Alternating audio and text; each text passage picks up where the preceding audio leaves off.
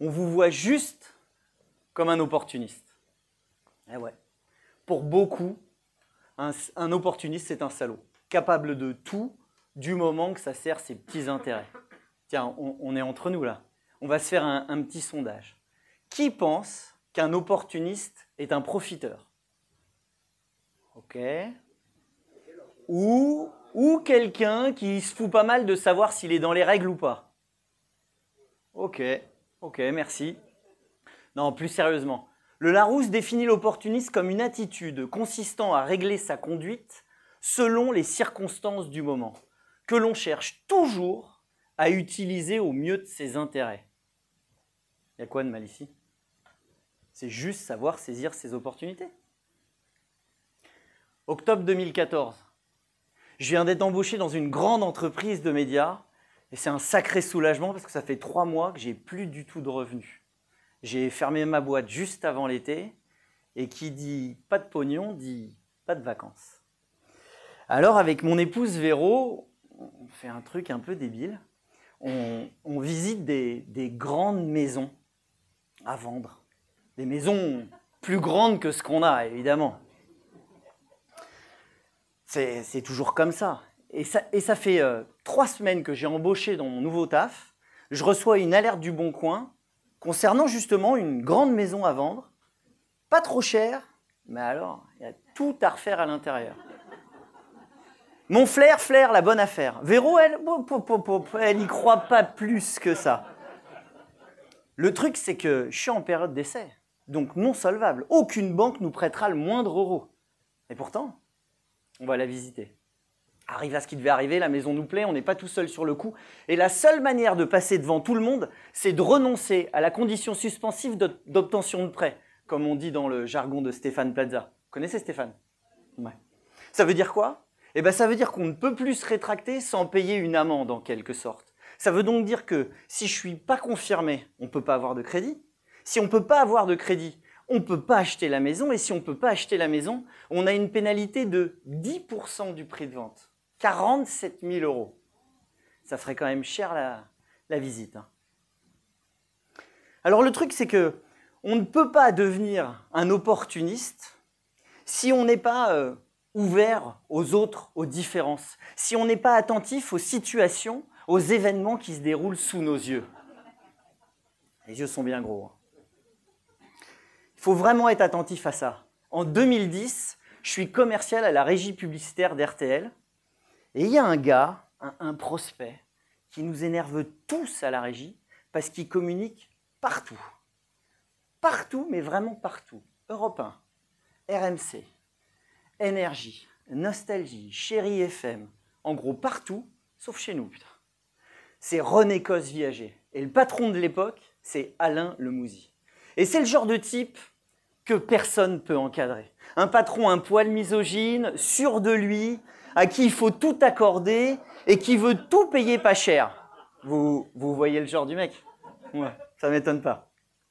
Beaucoup de mes collègues se sont d'ailleurs cassés les dents sur le type.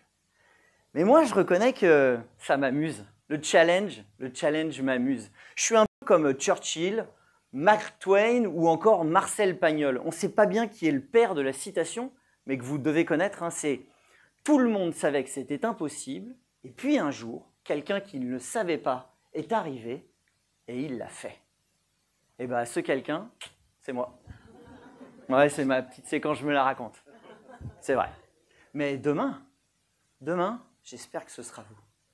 Donc j'ai pris mon premier rendez-vous avec notre fameux Alain Lemouzy, il me fait patienter 20 minutes. Je suis à peine rentré dans son bureau quand il me reçoit, à peine dit bonjour, je ne suis même pas encore assis que le mec me dit « Je veux tout payer à moins 95%. » Il a cru quoi? Que c'était les soldes sur RTL? Alors, pour info, une négo normale en radio tourne autour de moins 70%.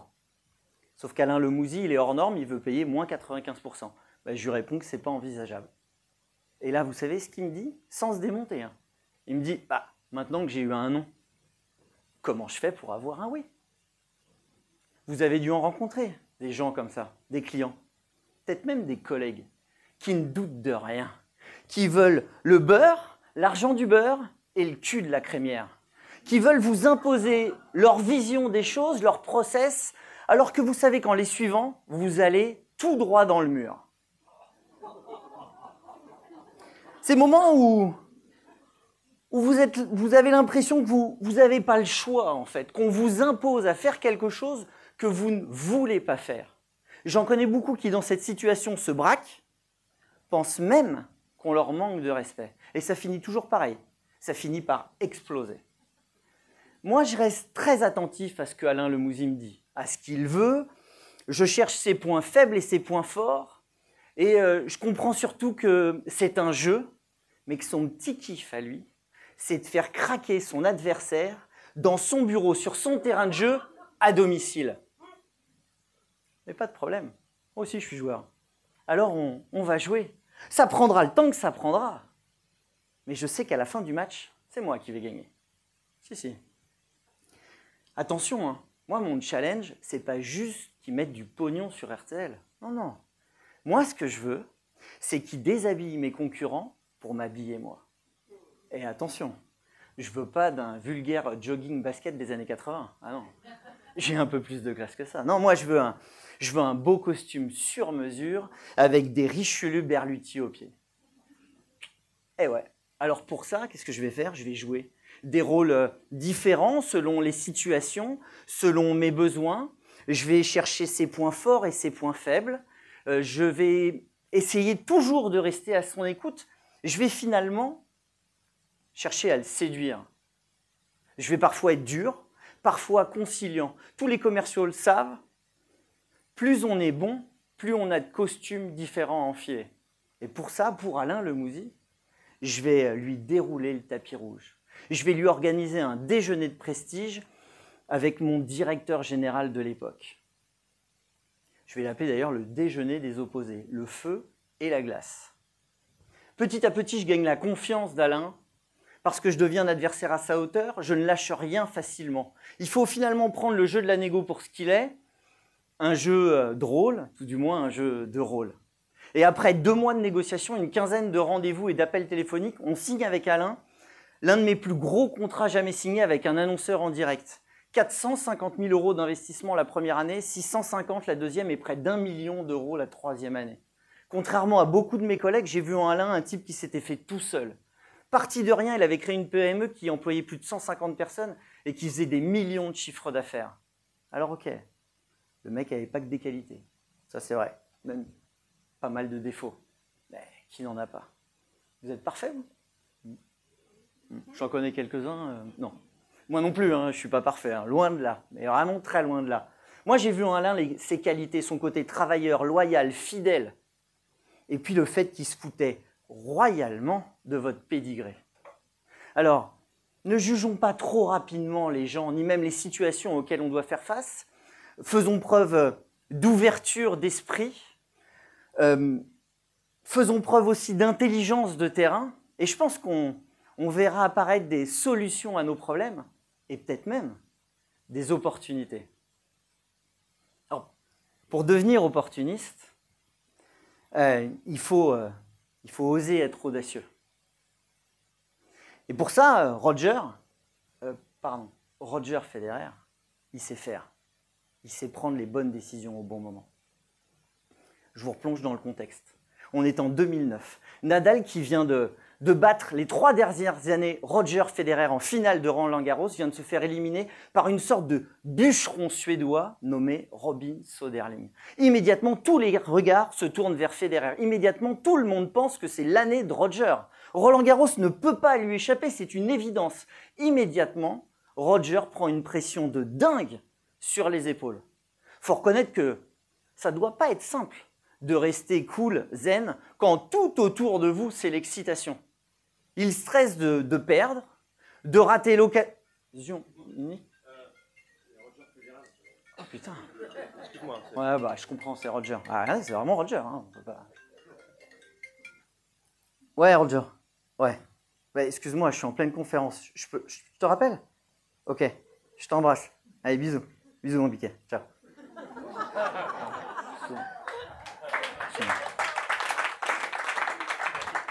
Bon, c'est un peu mon rêve, hein, mais bon.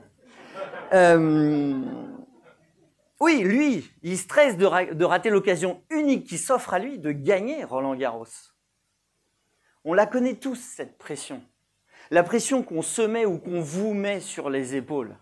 Quand par exemple, vous voulez signer ou vous devez signer un gros contrat, que vous voulez mettre en place un nouveau projet, que vous voulez juste rendre un travail dans un délai restreint. Ces moments où on a l'impression qu'on n'a pas le droit à l'erreur. Et pourtant, il faut savoir la gérer, cette pression. Mais comment on la gère? Eh bien, Roger, en 8e de finale contre Tomias à Roland-Garros, alors que tout le monde pense qu'il va dérouler, il est mené 2-7-0. Et ce qui n'arrange rien, c'est que dans le 3e et dernier set, As mène 4-3, balle de break. Voilà, j'en vois peut-être que balle de break, c'est peut-être pas très clair. Je vous le fais très rapidement. Quand on est au service, au tennis, on considère qu'on a l'avantage et qu'on doit faire son jeu de service. Si votre adversaire réussit à vous piquer votre service, il fait le break. Ok? Peu clair? Dans votre boulot, pareil. Imaginez, vous êtes à l'origine d'un travail, d'un projet, peu importe. Vous avez fait tout le travail de l'ombre, vous avez bossé comme un dingue. Et au moment de le présenter, parce que vous n'osez pas vous imposer, un collègue à vous va endosser le rôle et tous les avantages qui vont avec. Il fait le break. Je vois que ça parle à certains. Et bien là, Roger, quand il doit sauver cette balle de break, c'est un peu comme s'il devait sauver une balle de match. S'il la perd, Tomias gagne le match. Parfois, on prend le projet, le match vraiment par le mauvais bout. Et il faut décider d'une action forte, il faut vraiment réagir.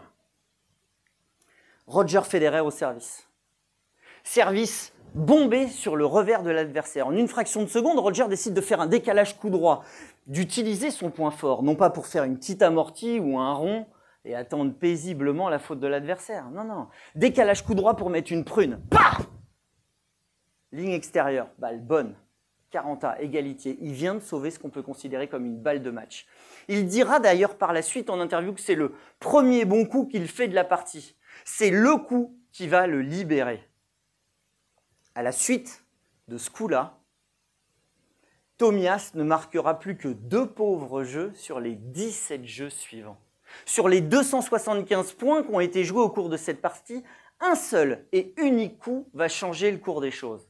Alors ce que je voudrais que vous reteniez, mesdames et messieurs, vraiment, c'est que la prochaine fois que vous vous sentirez sous pression, acculé, que vous aurez du mal à prendre une décision, repensez à Roger et à ce putain de coup droit. Parce que Roger a osé être audacieux, parce qu'il a joué avec les lignes, il a réussi à franchir l'obstacle As et à gagner son Roland-Garros à lui. Et vous? Quel est votre Roland à vous? Personnellement, contrairement à ce que beaucoup de gens pensent, je considère qu'un opportuniste efficace, c'est quelqu'un qui est exigeant, qui vise l'excellence. Et c'est certainement pas une feignasse. Je considère même qu'un bon opportuniste, c'est quelqu'un qui n'abandonne pas à la première difficulté rencontrée. Et c'est là que ça part un petit peu en sucette. Parce que d'après l'Institut de sondage Gallup, seulement 7% des employés français se sentent engagés dans leur travail. On est 3e pays européen. Bouh! En partant de la fin. On est à la 36e position du classement sur 38. Vraiment pas de quoi se réjouir. Hein. Bon, alors après, vous me direz, l'avantage, c'est quand on est nul, qu'on a touché le fond, on ne peut que progresser. C'est vrai, c'est vrai.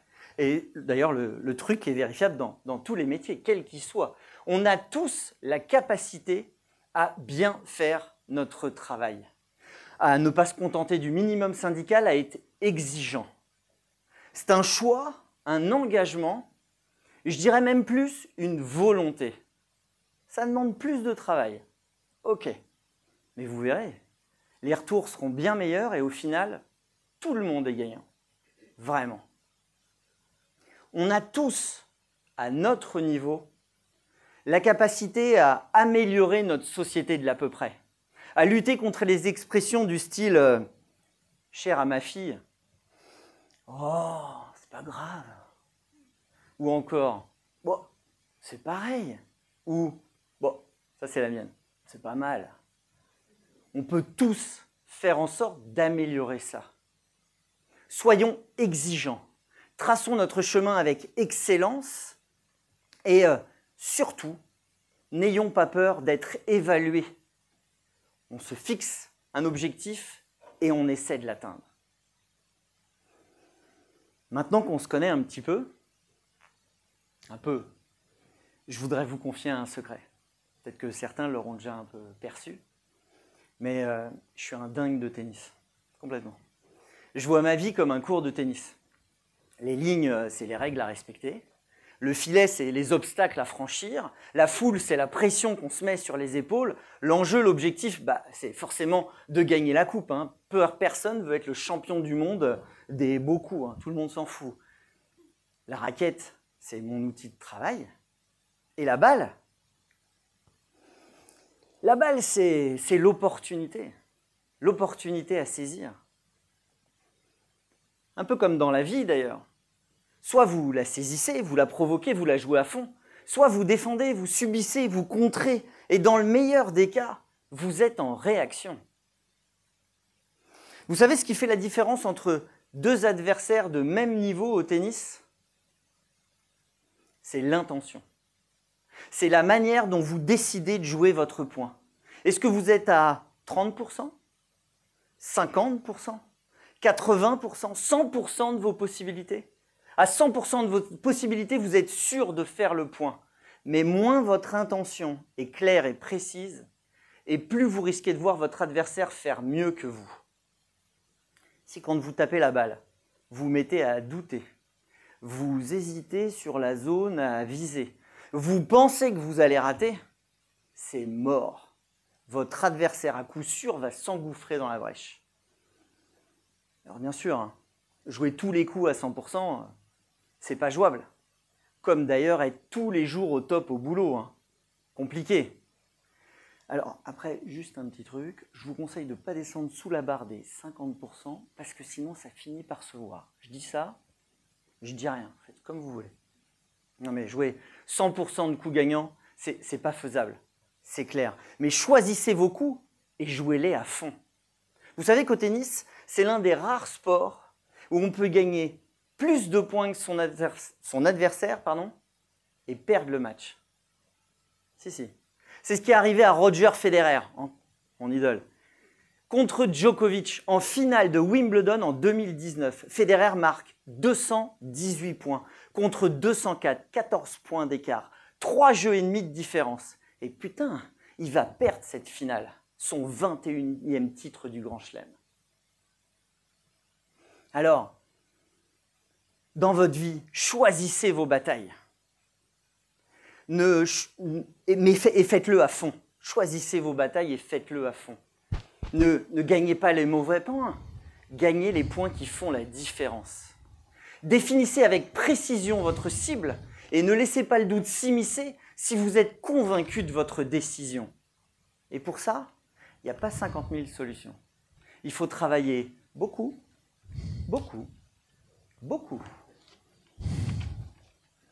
Roger Federer, il s'entraînait tous les jours à taper des coups droits, des revers, des services et des volées. Et pourtant, je pense qu'il savait à peu près jouer au tennis. Je vous rappelle que dans mon exemple, la balle, c'est l'opportunité. Au départ, quand vous allez essayer de saisir cette opportunité, peut-être qu'elle ne sera pas très visible. Peut-être que vous aurez du mal. Elle fera cette taille-là. Et puis, petit à petit, à force d'éveiller votre cerveau à l'opportunité, à force de travail, elle fera cette taille-là. Et puis, quand vous deviendrez un pro de l'opportunité, quand vous serez le Roger Federer de l'opportunité, elle prendra cette taille-là. Puis, si j'y arrive.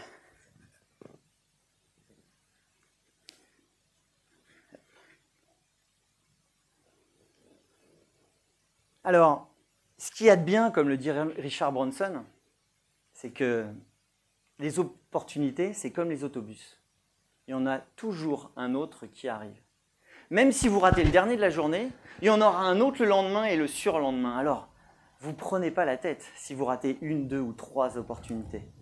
faites le point sur ce que vous avez appris, rebondissez, recommencez différemment avec encore plus de détermination et d'implication. Vous vous souvenez en 2014 quand on visite cette grande maison où il y a tout à refaire avec Véro? On n'a pas la queue d'un, on n'a pas un rond, on n'a pas le profil pour plaire aux banques et pourtant on va se jeter dans le vide, sans parachute, sans trésorerie, sans rien.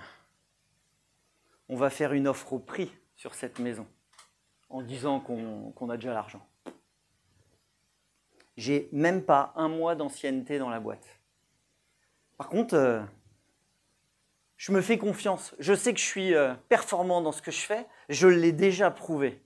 Alors, le truc, c'est que sur BFM Business, la politique de la maison, c'était de toujours renouveler la période d'essai. Mais j'ai dû pas trop mal bosser parce qu'ils m'ont confirmé mon CDI au bout des 3 mois. Avec Véro, on a pris le risque de perdre 47 000 € et finalement, quand on a revendu la maison après quelques petits travaux, on en a gagné 220.